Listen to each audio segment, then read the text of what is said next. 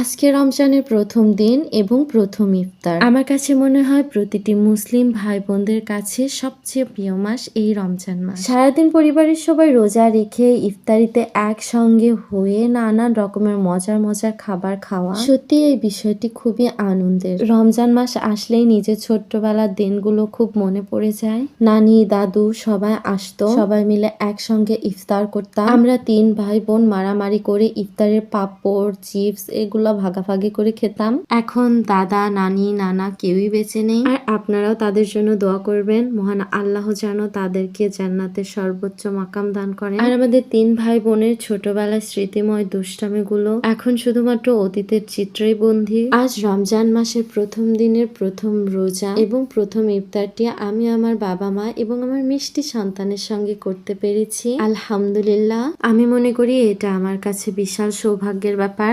মহান আল্লাহ তাআলা সবাইকে সবার পরিবারের সঙ্গে এবং সবগুলো রোজা রাখার তৌফিক দান করুন।